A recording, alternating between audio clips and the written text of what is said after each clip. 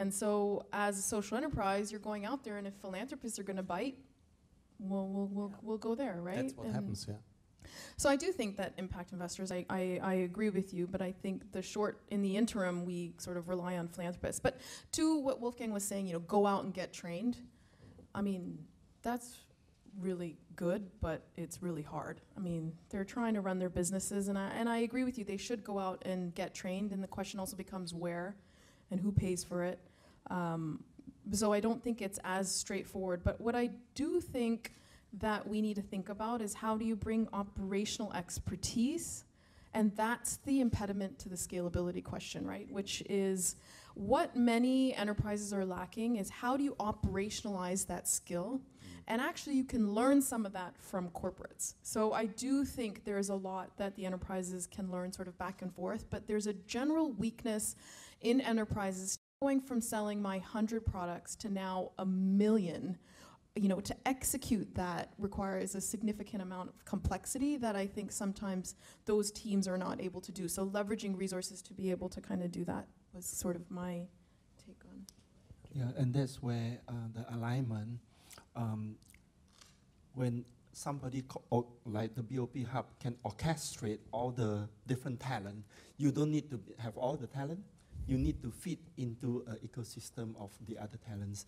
And you can piggyback, for example, if he has a distribution network and I have a product, I don't need to reinvent a distribution network. I can piggyback on him, and then I can get it to be cheaper and more competitive. And then Wolfgang will say, hey, this is a very competitive model. I'm going to put money into it and make some returns out of it.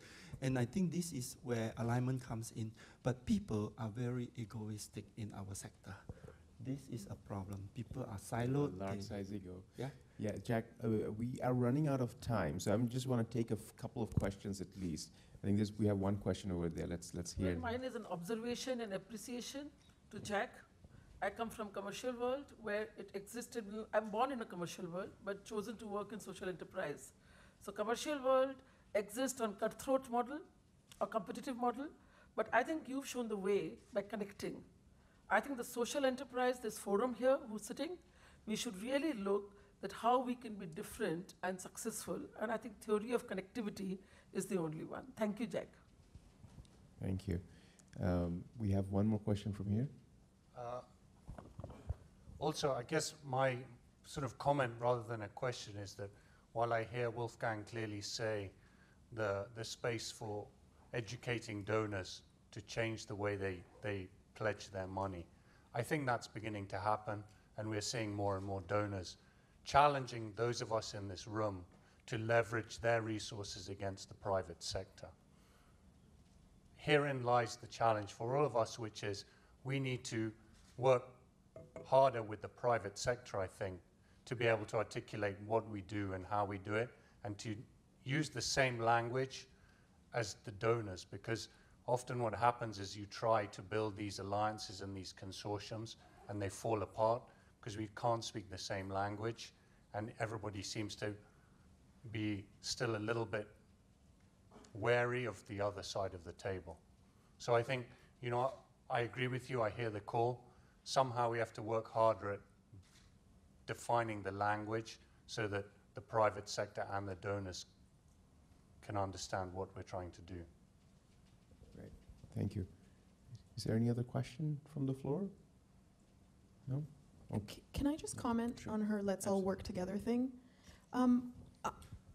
I mean, I think that's challenging. I mean, at the end of the day, it's almost like when you're like, oh, if you're nonprofit, you're doing charity work, everyone, let's all work together. The corporate sector doesn't work together. It's competitive.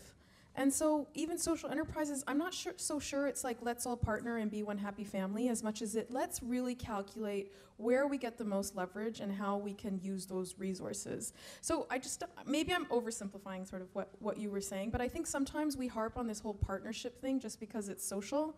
But you know, at the end of the day, as an entrepreneur, I want to be successful, and I'm competing on a number of different bases. So well, Neera, it requires a lot of discussion, but I can comment from my experience. I established a children's charity in India 28 years back, and in London, a group of Britishers came forward, and they established another group called Save a Child, and they went and established another group in America. We've been working together, but no MOU till today. We all work on without competition. So I think if we are going to have corporate mindset and bring that into social enterprise, we are going to fail. We have to change our enterprise thinking. But it can be healthy competition. Well, I don't think so. We will discuss. Yeah, I think we can take that. I think there's a comment from that corner. We'll just comment or question, I'm not sure, but. It was a comment actually. It's Yeah. on the corporates don't Yeah, partner. please. They partner all the time, and the private sector partner and collaborate hugely. It's not just a competitive model. So I do think the solution lies in exactly this kind of understanding systems and collaborating in them. I do think the private sector does as well, but no doubt we'll come back at that. I think that the collaboration, as long as you can point out the benefit, people want to collaborate. And there are also people who are very open for collaboration, and there are people who are very scared and very close up. So you just find the one who are open first. Like Neera is very open with me, and we are collaborating. So I think, yeah, go ahead. In terms of cooperation, I think Neera is right in a way that it's important to think through what is the win-win situation. I think what doesn't work is the always one side wins and the other side just takes. So as long as both sides can offer something, it works quite well. And there we see a lot of cooperation. I think when you have a look at Jack's models and others, there's quite a few of these win-win situations that can be created. But we have to think through, okay, what can we offer as well as the partner? I think that's the important part of it, and then it works.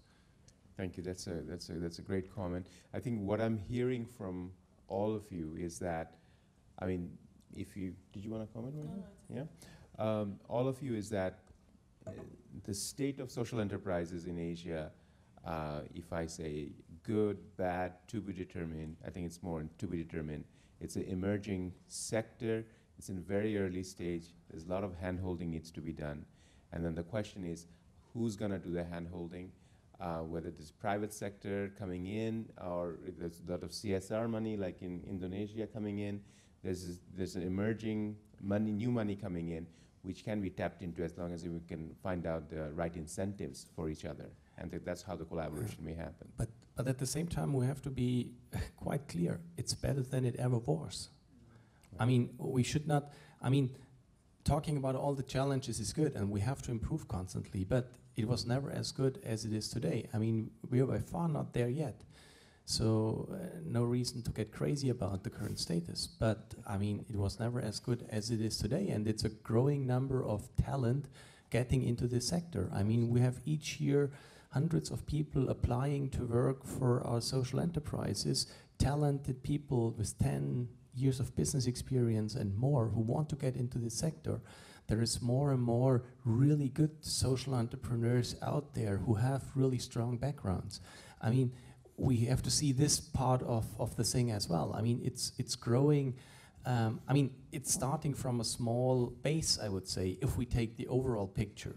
But within this small sector, it's growing significantly. And I think we all can contribute that it grows more. And hopefully we get to this critical point where we will not have to discuss the things that we discuss now, where it's quite normal that a social entrepreneur is as well educated as every other entrepreneur as well, where they have the networks which they need, where they can tap into resources. I mean, that's what we have to work on. But I think compared to 5-10 years back, we have taken quite a few steps already.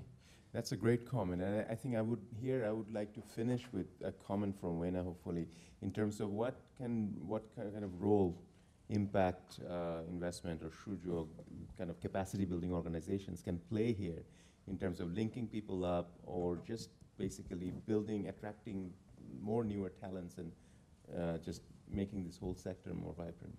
Yeah, so I think, so on top of just building more knowledge around this, so for example, we're looking at those three sectors, we're also looking to maybe kind of engaging the social enterprise sector to help us do some research in policies or, really it's kind of a participative type of research that we would like to do. On top of this, we also think that what Sean was mentioning before, just getting people to all speak the same language. So in that respect, Impact Investment Shujog is doing a lot of work around impact investment, impact assessment, and also developing the social return on investment methodology, etc. So really just getting investors and social enterprises to all speak the same language so that they can kind of align their incentives and find ways of working together. So I think a lot of kind of research oriented but very pragmatic type research should be done, and also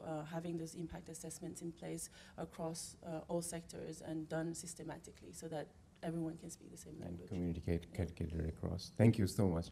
Thank you. Thanks to all the panelists for a wonderful session, and for the audience who has been very patient, and except one who snored. Okay, I'll hand it over to Magnus right now to tell us what's after this. If I can have a round of applause for the panelists.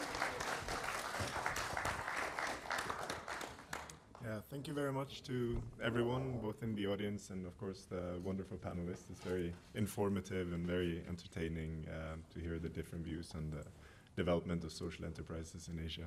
So as before, I would like to present a small gift to each of the panelists on behalf of the forum team and IAX and Shujog.